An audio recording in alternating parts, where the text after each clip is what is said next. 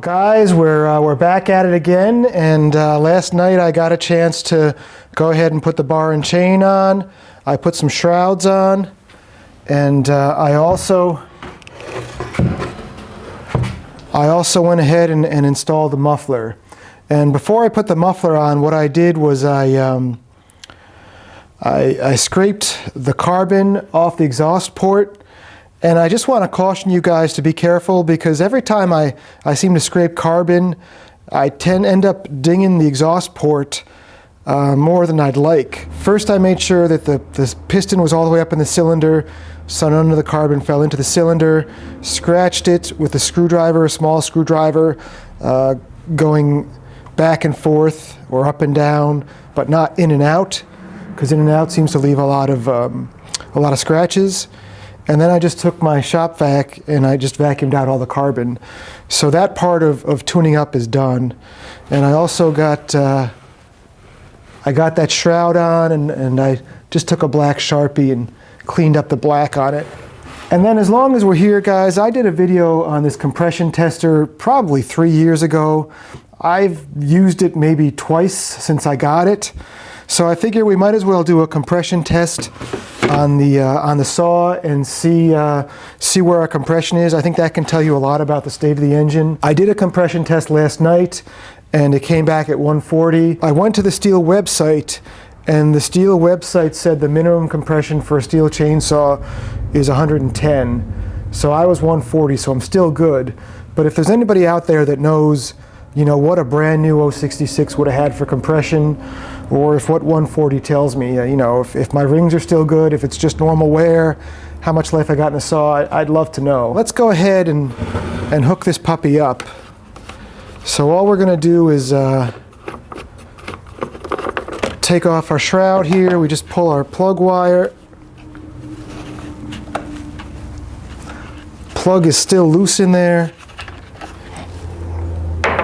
Got a piece that threads into your spark plug hole, and then there's a quick connect fitting which connects to your gauge. So we'll go ahead and thread that in there. And then all you need to do is just go ahead and push those together. Okay, I'm going to go ahead and put my foot here to hold the saw steady. I've got the compression release up. So we're just going to go ahead and pull it until the needle stops going up and see what number we get.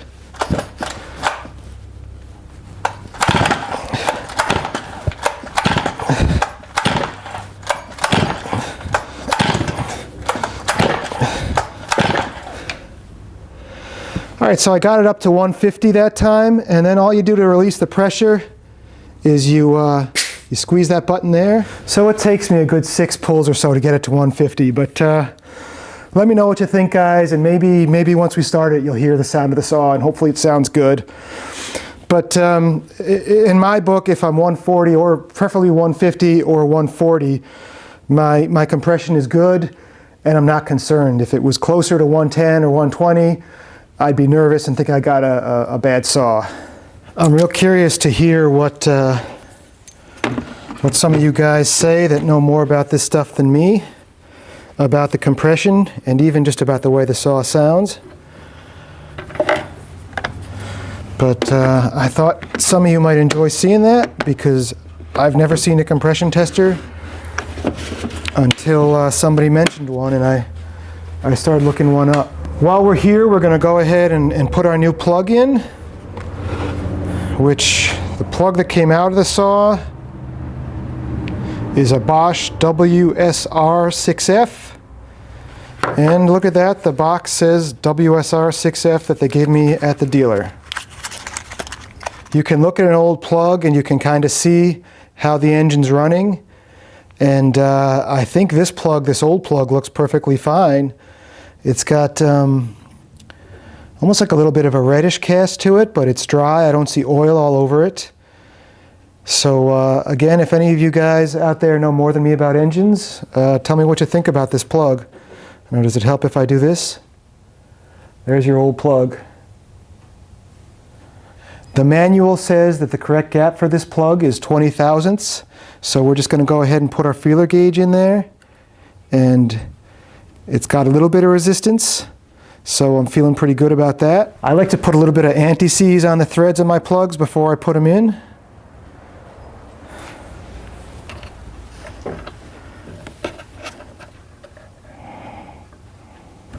Okay, we'll go ahead and snug her up, but not kill her.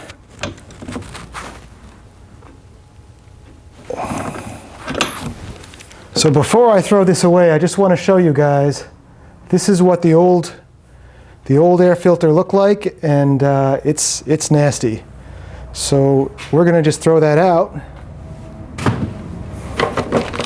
And then we've got a nice new one here.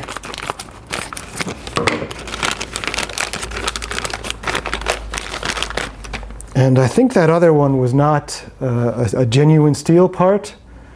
But this is what our new one looks like.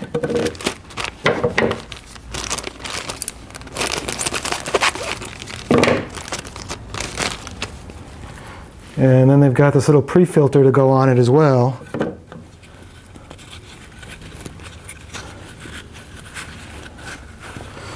I don't know, maybe that's got to stretch a bit, but that was certainly a tight fit.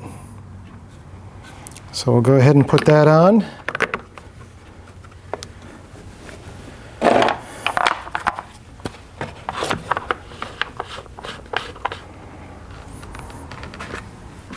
The last thing I want to do is change the fuel filter on this saw.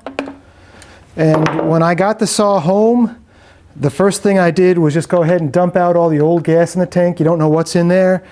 And hopefully when I did that, I also got rid of some of the dust and junk and debris in the tank. And then I want to show you this little tool. This is the piece of wire tool, which anybody who works on two-cycle engines, you need to get a piece of wire. You need to bend it over into a hook shape, because this is going to be the way that you reach in and you grab your fuel filters. I don't care if it's a chainsaw or a backpack blower, you need to have this tool. So we reached in, we grabbed the old filter, we're just going to pull that sucker right off.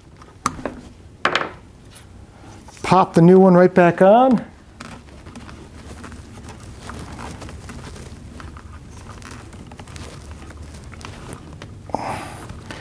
And now we've got a nice clean fuel filter.